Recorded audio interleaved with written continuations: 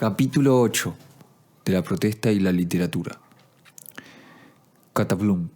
Esta mesa de porquería. Ya nadie puede aprender nada en Argentina. Acá cualquiera se embrutece.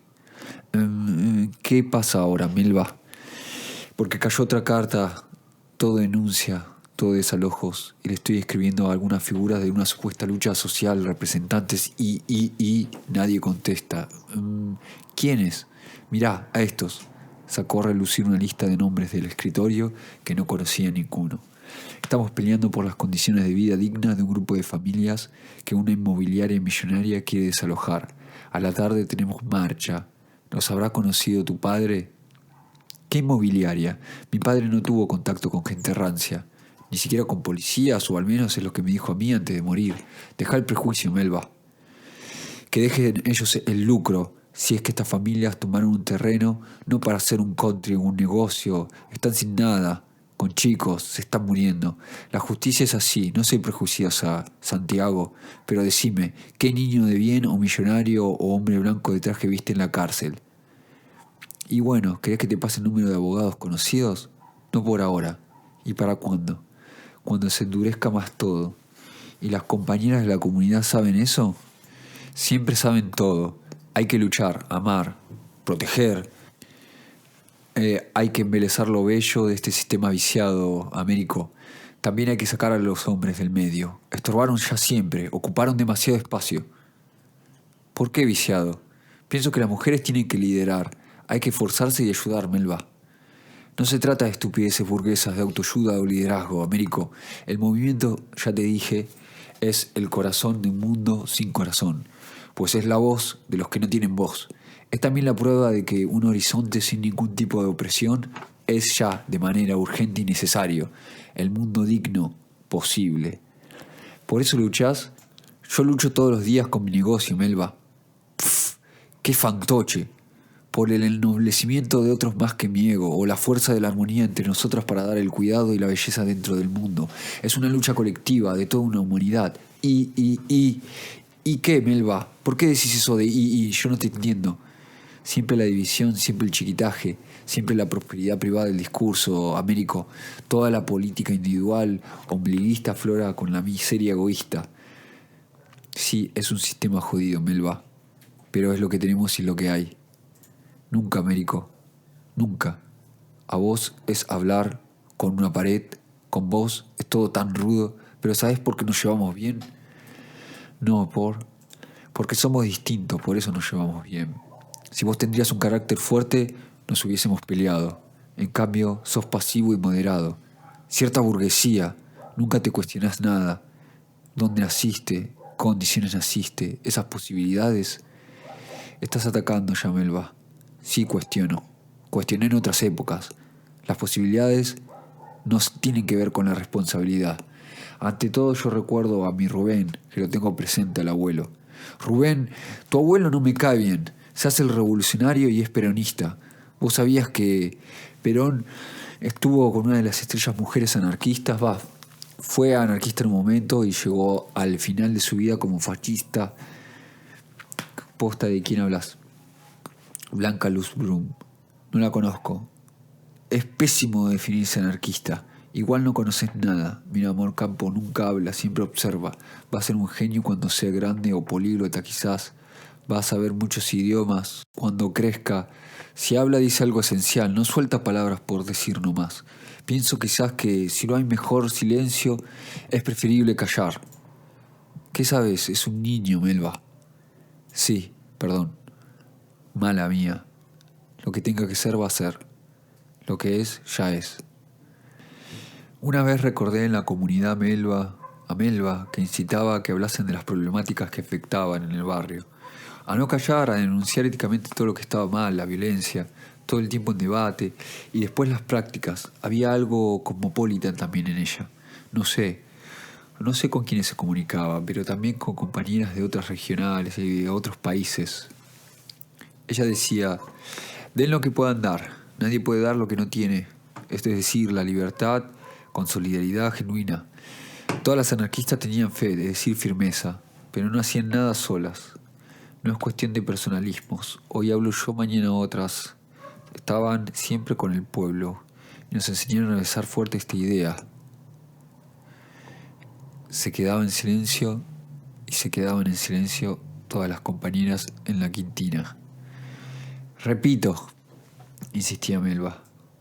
También Durruti tenía fuerza y coraje o valentía. Nos había enseñado del pueblo, ese corazón de león, morir si es necesario tener coraje. Pero hoy, ¿quiénes actúan así? Y nadie le respondía. Insistía pedagógicamente Melba. No toleramos que la información, igual que todas las cosas, sean propiedad de unos pocos. Es necesario que la gente se reeduque, pero ¿cómo? ¿Es necesario esta reeducación? Pues la revolución vendrá de los propios. Es necesario crear medios alternativos de información. No me refiero a pasar babasónicos. Tomemos el Internet y hagamos que todas las personas tengan acceso a él. Participemos en radios piratas y comunitarias. Hagamos talleres y cursos de artes y oficios. Abramos la comunidad furiar bibliotecas, repartamos volantes, hagamos pintadas, escribamos fanzines, revistas y libros. Tratemos de cultivar las artes, música, teatro, videos, plásticas, cuidando de no caer en el panfleterismo y las consignas sectarias y vacías nihilistas. Expresemos lo que se siente y difundamos lo que se piensa. Es necesario tomar cada rendija del sistema y abrir allí un boquete. Cada espacio en blanco, una pared, un asiento colectivo, un baño, debe ser escrito, debe ser dibujado. Hay que gritar, hay que patalear, hay que golpear el jarrito contra los barrotes. ¿De qué cosa? Luchemos por una educación más allá de la escuela moderna de Ferrer. Hagamos una educación crítica y que cree una libertad de información y sociabilización del conocimiento y a su vez sea libre, que no pierda contacto con la tierra, en naturaleza, sin sexismos, sin racismos, sin fronteras, sin xenofobias ni ideas patriarcales. Por un conocimiento cósmico o por una guerrilla informática o hay que destruir lo que sobra y construir lo que falta. Y prosiguió Melba. Estábamos con los ciclos de novelas y ensayos de mediados del siglo XX. Ya terminamos con todo lo de Rosita, de Brasil. Terminamos de ver la poética que llega hasta los 70 de la clase con Eguren. Algo en confrontación a lo que escribía Victoria Campo, pero mucho mejor que lo de su hermana. Y además ella sí, a pesar de su cuna, era artista. Después principalmente discutimos que en la generación del 37 no solo se filtra un socialismo y la utopía, sino ya el liberalismo inglés que se inserta de lleno en todas las letras y del populismo nacional oportunista, patriarcal y cacique que se entromete en todo, apropió las consignas. Hoy en esta misma línea de charla, conversación o tesis vamos a abordar a Viñas, el rey David de las Viñas. Los anteriores meses estuvimos viendo al otro escritor de boxeo, Art, y pasamos al apóstol o al profeta errático del ensayo Martínez Estrada. Es narrativa de cuento, filosofía, metafísica vieja ya esa literatura. Es como el tango, no hay que hacer un parricidio. Hay que leerlos e inmediatamente ignorarlos. Es decir, no tenerlos demasiado en cuenta para las luchas reales. Hay que buscar otras formas, otras vías en clave transgeneracionales o recuperar bien las voces femeninas del futuro aquí. No románticas, porque ese victimismo no es sano. Ya hay que superar. Hay que colocar a militantes mujeres sociales de este nuevo siglo, las del África, del Asia, las que tuvieron o las que están y de las que vendrán. Sí, para primavera vemos a otras poetas, agregó entusiasta y enfática una compañera. Melba proseguía. Después buscamos las fechas claves, el contexto, en contra de qué se escribe. Arrojó un puñado de autoras y después hablaremos de historia en profundidad al menos. En la literatura, como en el pueblo, existen divisiones no solo de clase. La clase se pretende dibujar. La otra pata es la cuestión fundante del género. No la inteligencia ni la razón, que ya no es tan dependiente ni del sexo, sino más bien cuál es el soporte, la materia, la base y también en la misma sintonía el símbolo que acompaña al cuerpo, el texto y su belleza poética. Esto no tiene que ver con la estupidez de la posmodernidad, de lo hipertextual, ni mucho menos de la teología literaria pedorra que dice que viéramos todo dentro del texto y que Pauls, un crítico literario de estas tierras, toma esa metodología en la literatura. Pero es bueno Pauls. Un crítico literario de estas tierras toma esta metodología. Pero es bueno Pauls. El hermano de reconocido actor, Gastón. Siempre me gustó su hermana. Ja, ja, ja, ja, ja. Reían aquella vez el círculo de sus compañeras. Algunas revisaban el celular buscando nombres y fechas en risas al compás de la recitación de Melba. Prosiguió. Es decir, quién es qué, a través de qué, núcleo histórico y trayectoria e identidad de vida. Quién escribe por qué, cuáles son sus medios, con qué trabaja, para quién, qué es esto, en qué contexto historia, contra quiénes, a qué llamamos crítica y compromiso político. Qué poco rastrera la pose del inspector, la brazuca de las más fuertes. Hay que, hasta cierto punto, imitar nuevamente, hasta cierto punto, a ella, que está más allá de toda la tontería, estéticamente hablando, es referencia en materia de literatura, es una joya como contracara de Liliana Bodoc también. Valoriza estratégicamente su fuerza. En este sistema eso es sencillo y difícil a la vez, porque siempre se pretende utilizar nuestros cuerpos como si fuésemos objetos de consumo. Ellas hacen una operación fantástica, invierten valores. En política están alejadas del frente del combate, pero realizan otros. Zonas sensibles por donde pisar. Estamos afianzadas con los arquetipos de una militancia aquí. De Tamara Bunker, Luxemburg, Zetkin, las mariposas y hermanas Mirabal, pero también hay que criticarlas. Como criterio, como puesta en crisis, como zona de revelar lo real en la tierra, pues nos ha tocado vivir sin libertad, con miedos, con el machismo en la cara, con la crítica de las armas y las armas de la crítica y algo más. Una alternativa ya puesta, ya sea en las asociaciones o confederalismos, de centralizar el poder. Marx, ese loco, descuidó esto último, de ver el sometimiento en la mujer, pese gran parte de su vida depender de Jenny, que le traducía sus textos. Era su esposa, pero mucho más que eso. Ya se habló también de esto, con otra autora que trató específicamente este tema. Después vamos a hablar de colegas que tratan acerca de esos tópicos. La literatura fantástica de las mujeres es superior. Ugarte, Piri, Gallardo, Ocampo, Walsh, etcétera, etcétera. Pero intentemos desaldar este siglo XX con esos hombres que de por sí critican al liberalismo y la apuesta de un nacionalismo falso. Para comenzar, los siglos que vienen con otra imagen hay que criticar, y que por cierto, apartarse de la academia. Van por la ensayística, definitivamente en contra de ella. Aparentemente parecería cerrar el discurso Melba, pero seguía. Exaltada, Melba. Un soplo de viento hacía meditar a toda la comunidad. En otras oportunidades yo solo me quedaba en silencio porque las ayudaba a llevar a algunas compañeras a sus casas. Siempre al final de las charlas, en esa etapa recuerdo que Melba hablaba abiertamente. Es verdad, Marx no hubiese sido lo mismo sin Jenny, ni siquiera Einstein. Todos ellos se encamaban en distintas mujeres, parecen Américo. Me miraban con los ojos. Todos ellos eran cabezas increíbles, salvo Américo. Ja, ja, ja, ja, ja, ja, ja, jijiji, decían las compañeras. Pero ninguno hubiese sido nada sin ellas, dijo otra de las colegas que estaban por allí. Sí, y no las conocemos. Jenny era genial, la esposa de Marx. En la historia es poco rescatable el papel de las mujeres. Flora Tristán, que peleó como una mística, Mary Wollstonecraft, que denunció las estupideces de Rousseau, un machista encubierto. Hago un punto y me voy a enojar.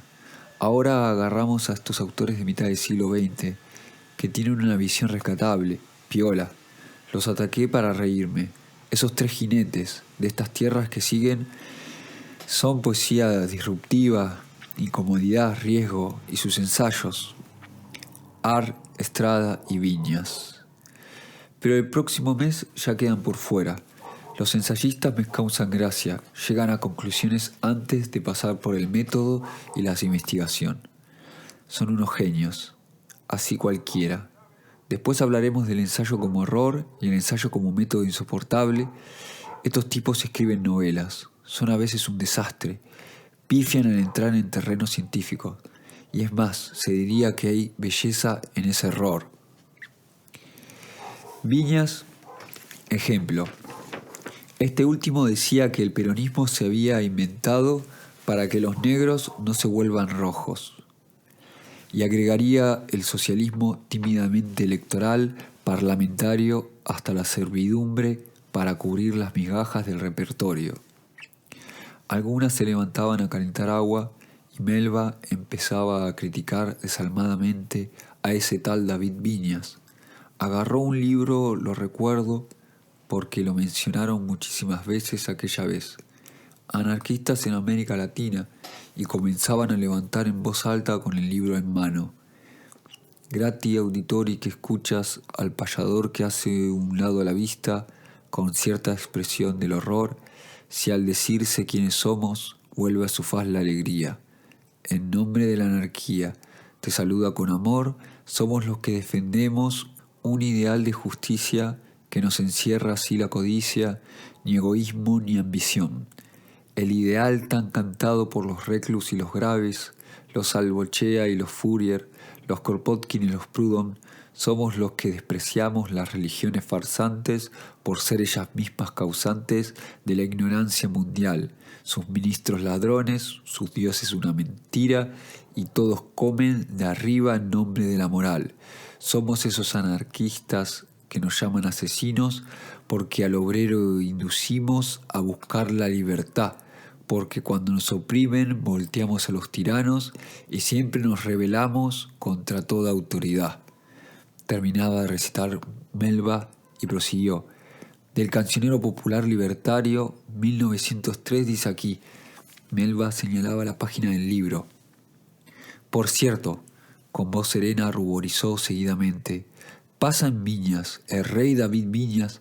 Hay 3 textos claves para comprender el anarquismo, pero este no es uno. Los otros 2 sí, principalmente Capelletti. Voy a hacerle una crítica a sus novelas que son lo mejor. Crítica casi como sus mismas palabras. Atrás, en el anterior encuentro, ya pasó Art. Los anteriores meses estuvimos con Estrada y hablamos de su voltereta de Norteamérica hacia el apoyo a Cuba. Hay una línea que llega a Viñas que creo que tiene fuerza espiritual, pero no hace yoga. Nosotros sí. Y analizamos. Hay un debate interesante que es el de escribir para no ser entendido, porque algo está pasando dentro del cuerpo y la pulsión en la escritura. ¿Pero qué quiere decir eso? ¿Variaciones y constantes? Eso es una paparruchada.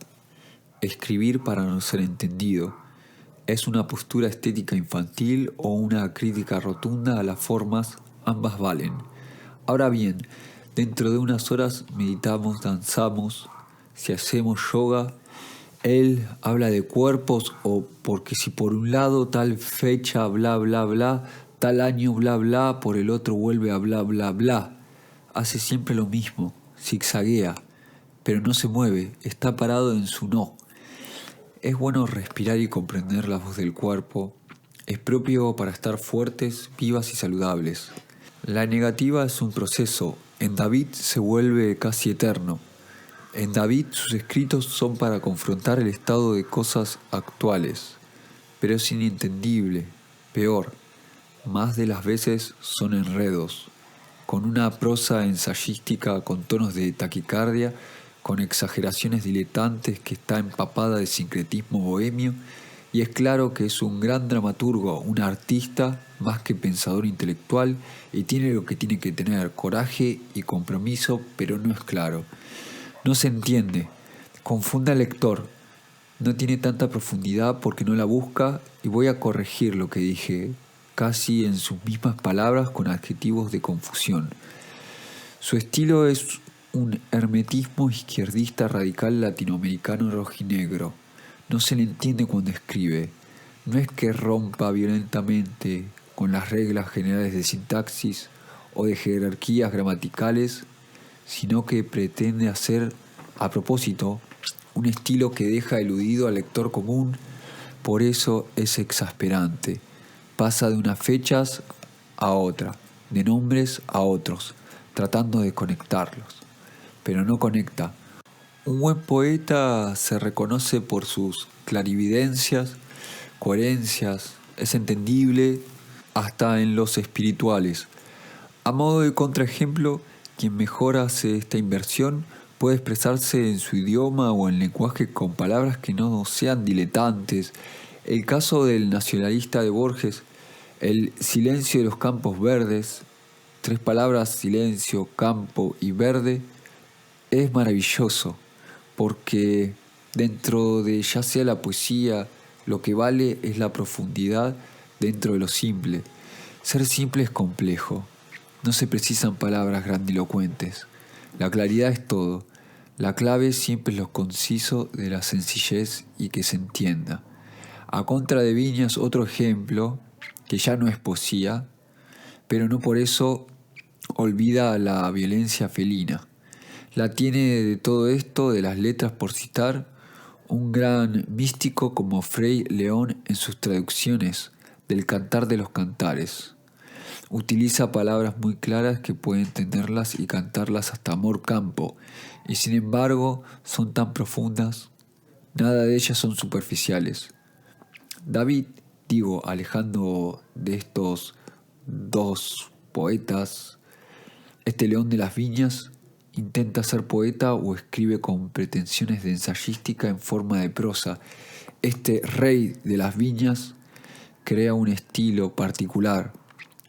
Es teatro o quiere hacer vivir las palabras, un tipo que mezcla todo con un ademán crítico influenciado por Sartre o las montañas, sea de Reclus o ingenieros, por el traje de Giraldo en El Sol o el art de sus aguas fuertes, por básicamente Boedo y el tango, aunque no lo reconozca.